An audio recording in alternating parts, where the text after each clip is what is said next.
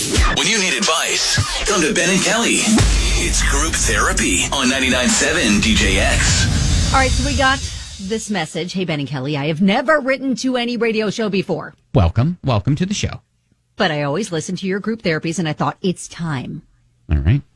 I am a bit concerned about something I never gave a moment's thought to until recently. My daughter's been invited to 4 Sweet 16 parties already this year.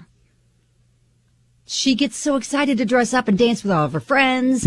She's turning 16 this September, and I had no intentions of any type of celebration like that. Not everybody can afford to rent a hall, food, hire a DJ, buy a fancy dress, and whatever else is involved. Yeah. How do most people commemorate a 16th birthday without throwing a mini wedding reception? Well, I'm trying to think of what we did for my daughters when they turned 16. I was going to say, because I have about 3.5 years before I have to worry about that. But is it different for boys? Well, I remember I didn't have any sort of Sweet 16 party.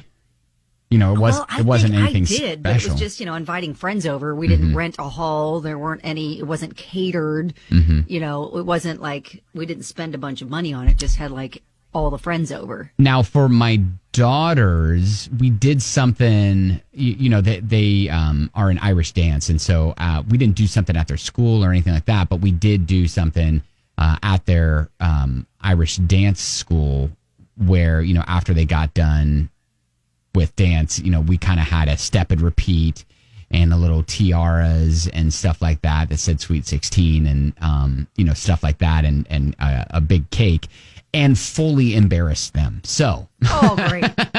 So that was a surprise for them. They're like, Dad. yeah. They were just like, oh gosh, okay, but they're not ones to like relish the spotlight. So I could see where that would be embarrassing for them. But I don't think you have to go huge. Well, no, I mean, and what she was describing sounded more like a quinceañera. Like, I know that's a very, very big deal. Yeah, when a teen turns 15, right? Yes. Yeah. But is that now kind of the style that Sweet 16s should be for everyone? I mean, I don't think know. I'm kind of taking notes because am I going to need to worry about this in a couple of years? Well, I would just start going ahead and worrying about it now. Okay. All right. We got a text. I'm going through this right now. My daughter turns 16 this month. We're just having a barbecue type party for her in the backyard and splurging on a few things, big cake and a DJ. Oh, okay. Good deal. Well, yeah, we'd love to hear your thoughts. Maybe help this listener out. I think that'd be great. 502-571-9970.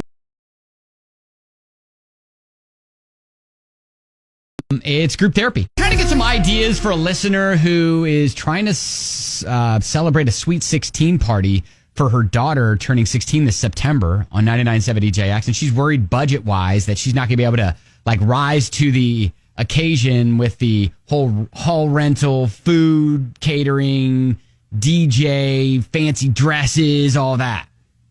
Yeah, so here's the thing. And this is a really good point. Victoria said, yeah, some kids are sporty kids, some are intellectual, some have tons of friends, some don't. So take your kid's personality into consideration and make it special for them, cater to their individual taste. Now, but I think what our listener is worried about is her daughter's individual taste would mean a very big party. And that's what she says she can't afford right now. Yeah, she's like, she's getting exposed to all these like over the top parties right now. And maybe that's what her expectations are going to be. I mean, and it is always kind of tough when, you are in a group of friends and maybe you're not on the same financial level as they are or their family is. And, that can have some mental setbacks for you. Yeah, absolutely. And you know what? They had an entire series back in the day on MTV called My Super Sweet 16 that highlighted like these super elaborate parties from like the super rich. And I think that probably created problems for a lot of people.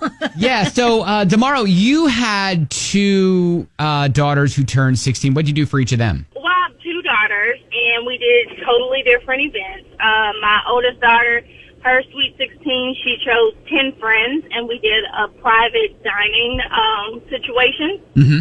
But my youngest daughter, she did what everybody else was doing, the kind of quinceañera style with the dress and changing of shoes and all the friends. And what we did was actually we pulled in the family members, and so it was which uncle or aunt or godparent is volunteering, basically financing a certain part of the party. So it's not all on the parent. Well, that's smart. And it's always the youngest that gets it like that, right? Yes. I mean, the oldest never gets something like that. It's always the youngest that always gets those sort of parties. All right. That's funny. Oh, my gosh. And you know what? A lot of good ideas coming through on Facebook, too. Jennifer said, I did a trip for each of my kids' 16th birthday. We took a long weekend, went somewhere, a beach, an amusement park, camping, really whatever they're into. The one-on-one time was priceless because, you know, once they turn 16, they go into warp speed and boom, they're leaving for college. Jennifer says, for one of my daughters on her 16th, we used a fire hose, which was firehouse. Gosh. Fire hose and firehouse, very different We things. sprayed her with a fire hose. She loved it. I don't recommend that. She loved it. I just basically saying scavenger hunt around town. So there's a bunch of suggestions of cool things that you can do. And yeah, I think, I don't remember what listener said it, but yeah, the catering it to kind of their personality, I think would be great. Yeah. So. Oh, Brittany said one of my high school friends did a 16-hour-long party at her house, essentially a lock-in, playing games, had pizza, watched movies, went to Waffle House at 4 a.m. Each hour was different, but free and affordable. Oh, there you go. That's cool. Okay. Well, yeah, continue to go to build up the suggestions there on the Facebook page. Just go to @Ben and Kelly Show, click add, and then you can find. We've went ahead and posted her situation up there, so you can leave your comment and maybe give her a suggestion and stuff like that. But I think, the consensus is that mini receptions are not the norm. Like, not everybody is going that big with a gigantic party where you're renting halls and DJs and catering food and like a mini wedding reception. Like, that's not the norm. So don't feel the pressure that you got to go that big. Hey, but we'd love the invite, and good luck and happy early birthday to your daughter. All right, there you go.